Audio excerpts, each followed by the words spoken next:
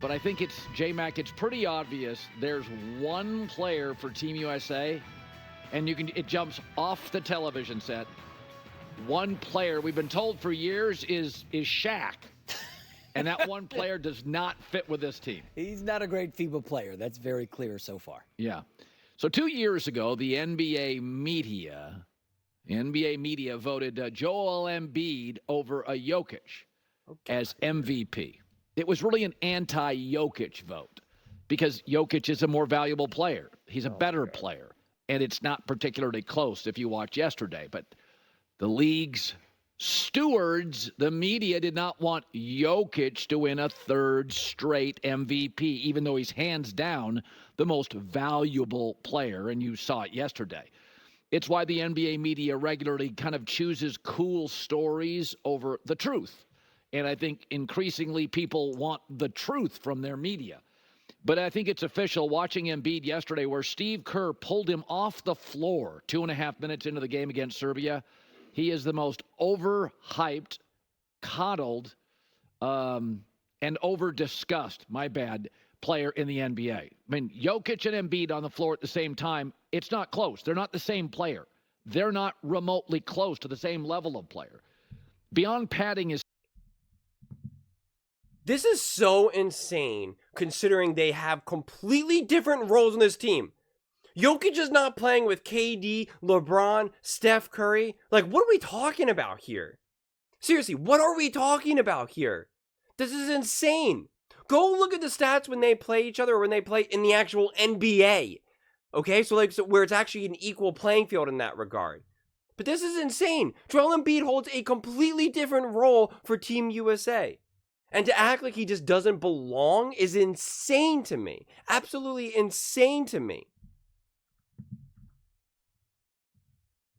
Stats, Philadelphia keeps running coaches through him and teammates through him. And in the weaker Eastern Conference, he is yet to win a second-round playoff series. I'm not asking for much, just maybe one Eastern Conference Finals. Milwaukee was all beat up this year. I mean, the Knicks fell apart physically. So did Miami. Can you win a second playoff series in the significantly weaker conference? The other thing is he's never played 70 games. Remember, his career started, he was hurt for the first 2 years, never played 70 games. We bang on AD, but AD the last couple of years is there every night. So you can't depend on him physically. And then you watch this Olympics, and it is the best players in the world, and he is an atrocious fit. He doesn't fit at all. And remember, the FIBA rules don't call as many fouls, and he lives at the free throw line. So you take that element out of his game at the Olympics, he's not only not effective, he hurts the team. And FIBA rules are good for bigs. Jokic is dominant, AD's great, Bam's great. Embiid can't play here. And again, when you watch Jokic and Embiid on the floor at the same time, they've given him James Harden. They've given him Jimmy Butler. Oh, my God. They've given him Ben Simmons. Remember, Ben Simmons made an all-star game. Oh, my God. And he can't win a second-round playoff series in the East. Jokic has never had a single teammate that's been an all-star. He's already got a trophy. And you know that's nonsense. And yesterday, the plus-minus for Jokic, Jokic almost single-handedly played even with Team USA when he was on the floor, 81-81. When Jokic was off the floor, Serbia was minus 26, and he was only off the floor for a few minutes. Embiid, meanwhile, was the only American player with a minus in the plus-minus category. This is so insane. This is so insane. I'm going to rip this apart right now, okay? First off, I watched every moment of that game, okay? The fact that the plus-minus had nothing... Joel Embiid was on the court, and they were not making their shots. That has nothing to do with Joel Embiid. Joel Embiid gets subbed out, and then now KD immediately starts knocking down shots. LeBron James knocking down shots. That's how plus-minus works. It had nothing, and I mean nothing, to do with Joel Embiid. So that's insane. Actually watch the game and you will see how it's all unfolded. It had nothing to do with Joel Embiid. And in fact, he played harder, more physical defense on Jokic than AD or Bam. So that's such nonsense. And then if you want to talk about his lack of success with the Sixers, what are we talking about? He didn't even have Jimmy Butler for a whole season. And that season, when in the playoffs, Jimmy Butler did not have a good playoffs. He averaged under 20 points. And then now you want Joel Embiid to be able to win with a 90-year-old James Harden and a Ben Simmons who's like not even playing basketball anymore practically. Like, that's the standard that we're talking about. The guy who doesn't even want to play basketball, Joel Embiid, should have somehow been able to win with him. Like, what is he talking about here? I could not disagree anymore with what Colin is saying. And Tobias Harris, who's averaging like 12 points, like, he's talking about, and not to mention, he's talked about Jokic and Denver Nuggets having amazing players. But now he wants to say, oh, they're not all-stars. Like, Jamal Murray doesn't go off. When he won that ring, Jamal Murray was playing like a Hall of Fame player, putting up 30, 40 points. Like, what are we talking about? Hitting game-winning shots, having massive fourth quarters. And he talks about Michael Porter Jr. being an elite defender and three-point shooter. Jamal Murray having that killer instinct and being a closer. Joel Embiid has not played with anyone of that level. He played with Jimmy Butler for 2 minutes. And Jimmy Butler didn't play that great. And that's on Jimmy. He was the one that couldn't score. That had nothing to do with Joel Embiid. And like I said, it wasn't even a full season. And now you went up to win with Tobias Harris as his second option, which was then downgraded to third option?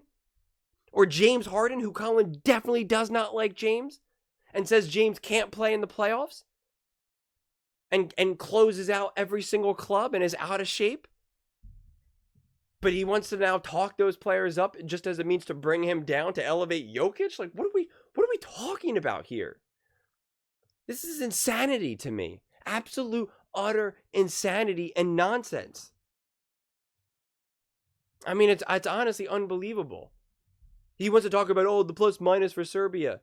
What about when Joel Embiid didn't play for the Sixers? They were one of the worst teams in the NBA. But when he was playing, before he got injured, they were literally en route to be the best team in the NBA. And he was going to be a runaway MVP. He was averaging historical numbers, historical efficiency. He was literally, I think it was like the highest efficiency rating of all time until he got injured. And we're going to act like that's just because of media? What? It's just absolute straight nonsense. I honestly, nonsense. And if we want to say that he's not a good fit for Team USA, which I disagree, but let's say we want to say he's not a good fit, well, then that's just, he's not a good fit for how this team is constructed. Like, he plays a different game than a Bam Adebayo. But it's just, we know fit matters. We know fit definitely matters. And we know that people hold different roles depending on their team. KD had a different role with the Warriors than with the OKC, with the Phoenix Suns, with Brooklyn. So it's just like what are we talking about? Klay Thompson's going to have a different role with the Mavericks than he did with the Warriors. Kyrie Irving had a different role with the Cleveland Cavaliers than with the Dallas Mavericks. Roles change depending on the team that you're on. So I just wholeheartedly reject this idea. And that we're going to we're going to try to embarrass Embiid. 4 points, 2 rebounds. Yeah, a lot of players didn't have 1,000,000 points. Like, that's how this unfolds right now. You have LeBron James and Kevin Durant and Steph Curry. They are the leaders. Go look at the points from some of the other players. They also won't have a juiced up stat line. It's just wild. And Joel Embiid gets to the line in the NBA because he's hacked nonstop. Actually go to a game and watch him play. I was very fortunate where I was able to watch Joel Embiid play while I had courtside seats. And my God, is it brutal down low. So I just think it's crazy. And then we're going to also talk about his injury history. Like it's his fault. Like, he's just like this overweight, not caring, doesn't take care of his body. The guy does everything.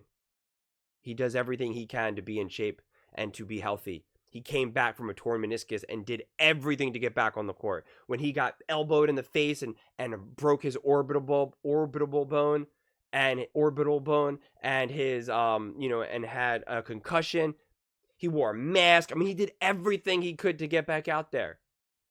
He does not cheat the game. The injuries are just really bad luck and probably genetics, just his body type.